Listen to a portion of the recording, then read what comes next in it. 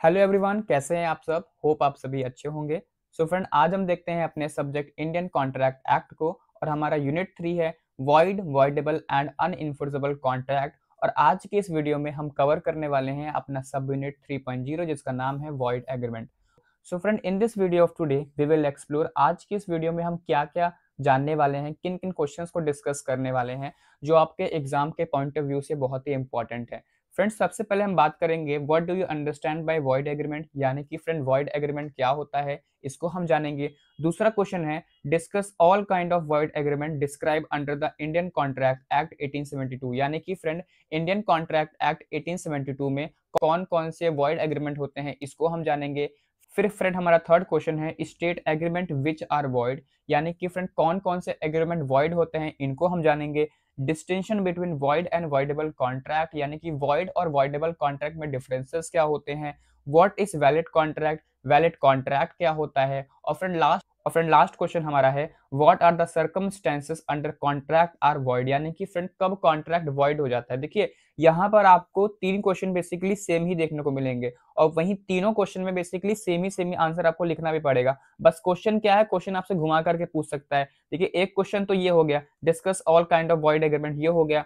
दूसरा हमारा ये हो गया state agreement which are void, ये भी आपसे पूछेगा। ठीक है, साथ से जो लास्ट क्वेश्चन है ना, इन तीनों का आंसर इसके इसके और इसके आंसर बेसिकली मोस्टली सेम ही निकलेंगे आंसर। सो फ्रेंड, आज की इस वीडियो में हम इन सभी क्वेश्चंस को डिस्कस करने वाले हैं।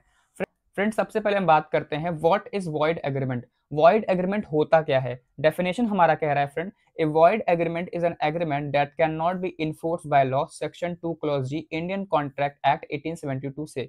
यानी कि फ्रेंड इंडियन कॉन्ट्रैक्ट एक्ट 1872 का सेक्शन 2 क्लॉज जी कहता है कि वॉइड एग्रीमेंट एक ऐसा एग्रीमेंट होता है जो लॉ के अकॉर्डिंग इन्फोर्स नहीं हो सकता। मतलब फ्रेंड हम कह सकते हैं कि कोर्ट में जाके इसे कोई इन्फोर्स नहीं करा सकता। ठीक है, it creates no legal right और ऑब्लिगेशन, यानी कि इसे कोई लीगल राइट या ड्यूटी क्रिएट नहीं होती है। इसलिए इस parties can not claim damages for non performance, यानी कि फ्रेंड अगर वॉइड एग्रीमेंट होगा तो वहां पर पार्टीज क्लेम भी नहीं कर सकती पैसे की, यानी कि पार्टी कंपनसेशन भी क्लेम नहीं कर सकती है अगर एग्रीमेंट वॉइड होगा। लास्ट है a void agreement is null and void ab initio from the very beginning, यानी कि फ्रेंड ऐसा एग्रीमेंट हो जो कि वॉइड हो तो ऐसे में वो नल माना जाएगा और साथ ही साथ वॉइड अब इनिशियो माना जाएगा। वॉइड अब इनिशियो का मतलब होता है शुरुआत से ही कोई चीज इनवैलिड होना। ठीक है, अब भी आपको वॉइड एग्रीमेंट के बारे में नहीं समझ आया तो कोई बात नहीं, मैं आपको हर क्वेश्चन में एग्जांपल देता हूं, एग्जांपल से आपको इसके बारे में समझ में आ जाता है।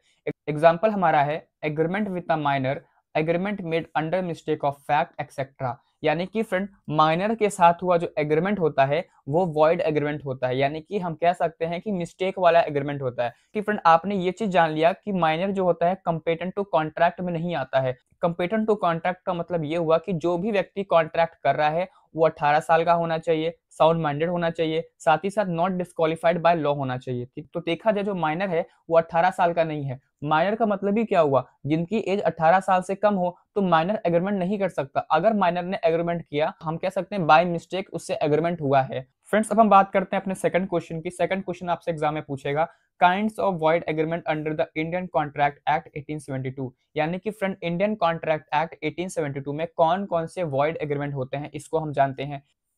पहला हमारा फ्रेंड है agreement made by incompetent party. ये कह रहा है agreement with minor person of unsound mind are void, यानी कि फ्रेंड्स अगर एग्रीमेंट माइनर या अनसाउंड माइंड वाले पर्सन के साथ किया जा रहा है तो वो वॉइड माना जाएगा। ठीक है, ये चीज हमने बात किया। दूसरा है एग्रीमेंट विदाउट कंसिडरेशन, यानी कि फ्रेंड ऐसा एग्रीमेंट होना जहां पर कंसिडरेशन ही ना हो तो वो भी वॉइड माना जाता है। समझिए जैसे कि मेरे पास 1 करोड़ की जमीन है, दूसरे व्यक्ति ने मेरे से कहा कि भाई मुझे तुम्हारी जमीन खरीदनी है। मैंने कहा ठीक है, मुझे 1 करोड़ रुपए दो, मैं तुमको अपनी जमीन की जो रजिस्ट्री है तुमको दे दूंगा। तो फिर यहाँ पर क्या हो रहा है, उसको जमीन चाहिए, मैंने उसे अपनी जमीन के कागज दिए और उसने मुझको 1 CR दिया। तो यहाँ पर कंसिडरेशन हो रहा है। दोनों पार्टी एक दूसरे को कुछ ना कुछ दे रही हैं, रिटर्न में कुछ ना कुछ दे रही हैं। तो फिर यहाँ पर कंसिडरेशन हो रहा है। अब ऐसा एग्रीमेंट हो रहा है जहां पर कुछ मिल ही नहीं रहा है, कुछ कंसिडरेशन ही नहीं हो रहा है, तो वो एग्रीमेंट कैसे हो सकता है, नहीं हो सकता है। ठीक है फ्रेंड, इसी के साथ से फ्रेंड थर्ड हमारा है agreement made under mutual mistake of fact, ये कह रहा है if both parties misunderstand essential fact agreement is void. यानी कि फ्रेंड्स क्या हो रहा है, जो दो पार्टी अपने आपस में एग्रीमेंट कर रही हैं, अगर उनके बीच में जो एसेंशियल फैक्ट्स हुए हैं वो दोनों पार्टीज ने कुछ गलत समझ लिए, तो ऐसे में वो एग्रीमेंट वॉइड माना जाएगा। फ्रेंड्स फोर्थ हमारा है एग्रीमेंट होस कंसीडरेशन इज अनलॉफुल, यानी कि फ्रेंड ऐसा एग्रीमेंट होना जहां पर जो कंसीडरेशन हो रहा है वो अनलॉफुल हो। ठीक है, अगर कंसीडरेशन अनलॉफुल होगा तो ऐसे में वो एग्रीमेंट वॉइड हो जाएगा। मतलब क्या हुआ, अनलॉफुल का मतलब ये हुआ कि फॉरबिडन बाय लॉ, यानी कि फॉरबिडन बाय लॉ का मतलब ये हुआ कि आप जिस चीज को कंसीडरेशन में ले रहे हो, अगर वो लॉ ने उस चीज को मना किया है, ऐसे में वो अनलॉफुल माना जाएगा। अनलॉफुल मानने से वो वॉइड एग्रीमेंट भी हो जाएगा। फ्रॉडलेंट हो गया, आपने किसी के साथ फ्रॉड किया हो दूसरे पार्टी के साथ, तो वो भी अनलॉफुल ही होगा ना। कॉजेस हार्म टू पर्सन, आपने जिस व्यक्ति के साथ एग्रीमेंट किया है आपने उसको हार्म पहुंचा दी, आपने उसकी प्रॉपर्टी को हार्म पहुंचा दी और आपने ऐसे में उसके साथ कंसिडरेशन किया, तो वो भी एग्रीमेंट वॉइड होता है। इमोरल और अगेंस्ट पब्लिक पॉलिसी। फ्रेंड्स अब हम बात करते हैं agreement with unlawful consideration. Agreement with unlawful consideration का मतलब फ्रेंड ये हुआ कि ऐसा एग्रीमेंट होना जहां पर जो कंसिडरेशन हो रहा है वो अनलॉफुल हो रहा है। अनलॉफुल मतलब क्या हुआ, if any part of object और consideration is unlawful this is void. यानी कि फ्रेंड अगर ऐसा एग्रीमेंट हो रहा है जहां पर कोई पार्ट इलीगल है तो ऐसे में पूरा एग्रीमेंट वॉइड हो जाएगा। ठीक है फ्रेंड, आगे है agreement in restraint of marriage. ये कह रहा है any agreement restricting the marriage of major is void. यानी कि फ्रेंड ऐसा एग्रीमेंट हो रहा है जहां पर किसी मेजर को शादी से रोका जा रहा है तो वो भी एग्रीमेंट वॉइड होता है। आगे हमारा है agreement in restraint of trade. ये कह रहा है any agreement preventing lawful profession business is void. यानी कि फ्रेंड ऐसा एग्रीमेंट जहां पर किसी को अपना लीगल बिजनेस या उसका प्रोफेशन छोड़ने के लिए बोला जाए तो वो भी वॉइड होता है। ठीक है, ध्यान रखिएगा। आगे है agreement in restraint of legal proceeding. ये कह रहा है agreement restricting of a party from enforcing legal right are void. Legal right को कोर्ट में इन्फोर्स ना करने वाला एग्रीमेंट भी वॉइड होता है। आगे हमारा है एग्रीमेंट विद अनसर्टेन मीनिंग। यानी कि फ्रेंड आप जो एग्रीमेंट कर रहे हो जिसका जो मीनिंग है वो क्लियर नहीं हो रहा है, ठीक है, तो ऐसे में वो एग्रीमेंट भी वॉइड हो जाएगा। एग्जांपल है I will sell you goods worth ₹10,000 of good quality uncertain. यानी कि मैंने तुमसे कहा कि मैं तुम्हें गुड क्वालिटी का माल बेचूंगा 10,000 रुपए में, लेकिन मैंने आपको ये तो बताया ही नहीं कि मैं आपको बेचूंगा क्या। तो यहाँ पर जो एग्रीमेंट हो रहा है वो क्लियर नहीं है। मैंने बस आपसे ये बोल दिया कि मैं तुम्हें जो सामान बेचूंगा वो गुड क्वालिटी का होगा, मैंने आपको ये तो बताया नहीं कि मैं बेचूंगा क्या। तो फ्रेंड यहाँ पर अनसर्टेन एग्रीमेंट हुआ है और ऐसे में ये एग्रीमेंट वॉइड हो जाएगा। फ्रेंड्स अब हम बात करते हैं वैगरिंग एग्रीमेंट की। वैगरिंग एग्रीमेंट होता है बेटिंग और गैम्बलिंग एग्रीमेंट आर वॉइड। यानी कि फ्रेंड ऐसा एग्रीमेंट हो रहा है जहां पर बेटिंग या गैम्बलिंग टाइप एग्रीमेंट हो रहा है तो ऐसे में वो भी एग्रीमेंट वॉइड हो जाता है, क्योंकि बेटिंग गैम्बलिंग इन सभी चीजों को लॉ इन्फोर्स नहीं करता है। आगे फ्रेंड्स हमारा है agreement contingent on impossible event. ये कह रहा है if event is impossible the agreement is void. यानी कि फ्रेंड ऐसा कोई एग्रीमेंट हो रहा है जहां पर आप किसी इम्पॉसिबल इवेंट को करवाने की कोशिश कर रहे हो तो वो चीज भी वॉइड हो जाएगा। लास्ट हमारा है agreement to do impossible act. ये कह रहा है impossible to perform agreement are void. यानी कि फ्रेंड जिसको परफॉर्म करना शुरू से ही इम्पॉसिबल हो वो भी एग्रीमेंट वॉइड हो जाता है। फ्रेंड्स अब हम बात करते हैं अपने थर्ड क्वेश्चन की। हमारा थर्ड क्वेश्चन है state agreement which are void. यानी कि फ्रेंड्स कौन कौन से एग्रीमेंट वॉइड होते हैं इनको हम जान लेते हैं। बहुत ही शॉर्ट सी लिस्ट है इंडियन कॉन्ट्रैक्ट एक्ट 1872 के अकॉर्डिंग। ठीक है, इंडियन कॉन्ट्रैक्ट एक्ट 1872 के हिसाब से ये जो मैंने आपको जितने भी यहाँ बताए हुए हैं ये सभी वॉइड एग्रीमेंट के कैटेगरीज में आते हैं। ठीक है, यानी कि अगर ये सब चीजें हो रही हैं तो वो जो एग्रीमेंट है वो वॉइड माना जाएगा। पहला ये है एग्रीमेंट विथ माइनर। यानी कि फिर अगर माइनर एग्रीमेंट कर रहा है तो वो वॉइड होगा। दूसरा है एग्रीमेंट विदाउट कंसिडरेशन। यानी कि ऐसा एग्रीमेंट होना जहां पर कंसिडरेशन ना हो तो वो भी एग्रीमेंट वॉइड होता है। तीसरा है एग्रीमेंट विद अनलॉफुल ऑब्जेक्ट और कंसिडरेशन। यानी कि आप जिस चीज का एग्रीमेंट कर रहे हो, आप जिस ऑब्जेक्ट का कंसिडरेशन कर रहे हो वो अगर अनलॉफुल है तो वो भी वॉइड कंसिडरेशन हो जाएगा। फोर्थ है agreement in restraint of marriage. यानी कि मैरिज को रिस्ट्रेंट करने वाला अगर एग्रीमेंट हो रहा है तो वो भी वॉइड एग्रीमेंट हो जाएगा। फिफ्थ हमारा है agreement in restraint of trade. यानी कि ट्रेड को रिस्ट्रेंट करने वाला अगर एग्रीमेंट हो रहा है तो वो भी वॉइड एग्रीमेंट हो जाएगा।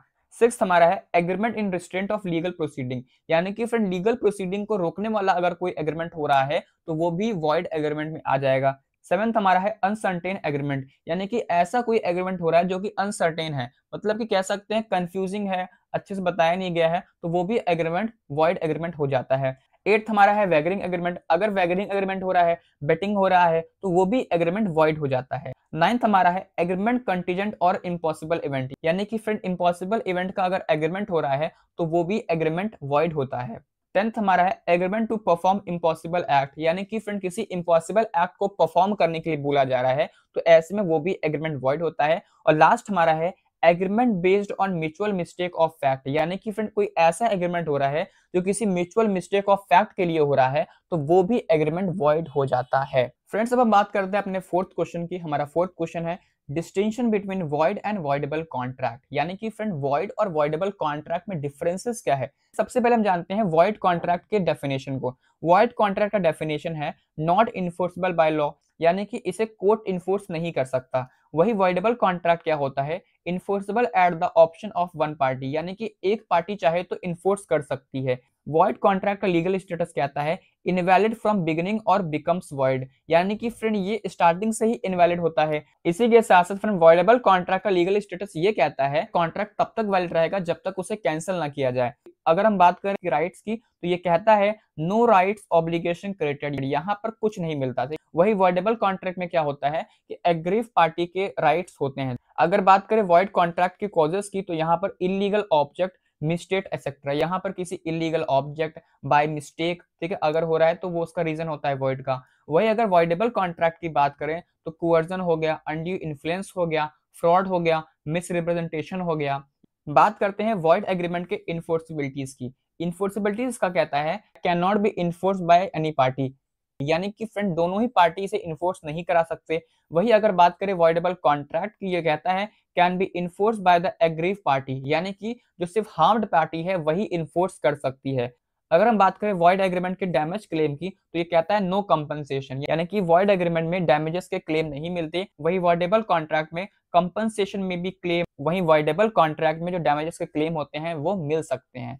अगर बात करें एग्जाम्पल की कि वॉइड एग्रीमेंट का मतलब क्या हुआ, वॉइडेबल कॉन्ट्रैक्ट का मतलब क्या हुआ, एग्जाम्पल देखिए वॉइड एग्रीमेंट का एक अच्छा एग्जाम्पल ये है एग्रीमेंट विथ माइनर, यानी कि ऐसा एग्रीमेंट जो कि माइनर ने किया है तो वो वॉइड एग्रीमेंट होता है। वही अगर बात करें वॉइडेबल कॉन्ट्रैक्ट की तो कॉन्ट्रैक्ट इंड्यूस बाय फ्रॉड, यानी कि अगर किसी के साथ फ्रॉड करके कॉन्ट्रैक्ट किया गया है तो वो वॉइडेबल कॉन्ट्रैक्ट होता है। हमने ये तो जान लिया कि वॉइड एग्रीमेंट क्या होता है, वॉइड कॉन्ट्रैक्ट क्या होता है। फ्रेंड्स अब हम जानते हैं अपने फिफ्थ क्वेश्चन को। फिफ्थ क्वेश्चन हमारा है व्हाट इज वैलिड कॉन्ट्रैक्ट, यानी कि वैलिड कॉन्ट्रैक्ट क्या होता है। देखिए a valid contract is an agreement enforceable by law, यानी कि फ्रेंड वैलिड कॉन्ट्रैक्ट वो होता है जो लॉ के अकॉर्डिंग इन्फोर्स हो सकता है, ठीक है। ये सेक्शन 2 क्लॉज एच कहता है, आपको ध्यान रखना है। अब देखिए वैलिड कॉन्ट्रैक्ट के एसेंशियल एलिमेंट्स होते हैं। अगर ये एसेंशियल एलिमेंट्स हैं तो हम कह सकते हैं कि वो जो कॉन्ट्रैक्ट है वो वैलिड है। पहला है फ्रेंड ऑफर एंड एक्सेप्टेंस, यानी कि अच्छे से ऑफर दिया जाए, अच्छे से एक्सेप्टेंस किया जाए। मैंने आपको बहुत ही प्यार से ऑफर दिया और आपने उसको एक्सेप्ट कर लिया,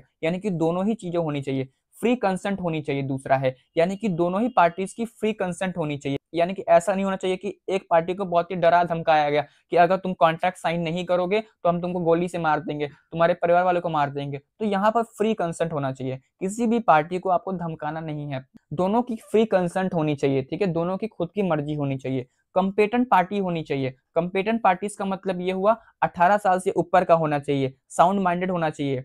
इसी के साथ साथ डिस्क्वालिफाइड बाय लॉ नहीं होना चाहिए। आगे फ्रेंड्स हमारा है लॉफुल कंसिडरेशन। लॉफुल कंसिडरेशन का मतलब क्या हुआ, यानी कि लॉफुल कंसिडरेशन का मतलब ये हुआ कि आप कोई ऐसा कॉन्ट्रैक्ट कर रहे हो जहां पर आप जिस ऑब्जेक्ट का यूज कर रहे हो ना, यानी कि आप जिसको कंसिडरेशन कर रहे हो, आप जिस चीज को रिटर्न में दे रहे हो वो लॉफुली होना चाहिए, कोई भी गलत ऑब्जेक्ट नहीं होना चाहिए, ठीक है, ध्यान रखिएगा। इस लॉफुल ऑब्जेक्ट होना चाहिए, ऐसा नहीं होना चाहिए आप किसी को स्मगलिंग का सामान दे रहे हो। नॉट डिक्लेयर्ड बाय वॉइड, यानी कि ऐसा कॉन्ट्रैक्ट जो वॉइड हो उसको भी नहीं कर सकते। सर्टेनिटी ऑफ टर्म्स, यानी कि आप जो कॉन्ट्रैक्ट कर रहे हो उसके जो टर्म्स होने चाहिए सर्टन होने चाहिए, कोई भी कंफ्यूजिंग नहीं होने चाहिए। पॉसिबल परफॉर्मेंस होनी चाहिए, ठीक है, यानी कि आप जिस का कॉन्ट्रैक्ट कर रहे हो पॉसिबल परफॉर्मेंस होनी चाहिए। लास्ट हमारा है लीगल फॉर्मेलिटीज, यानी कि जो कॉन्ट्रैक्ट किया जा रहा है वो लीगल फॉर्मेलिटीज में होनी चाहिए, ठीक है, लीगल होनी चाहिए, इलीगल नहीं होनी चाहिए। तो अगर आप इन सभी एसेंशियल एलिमेंट्स को पूरा कर रहे हो तो आपका जो कॉन्ट्रैक्ट है वो वैलिड होगा,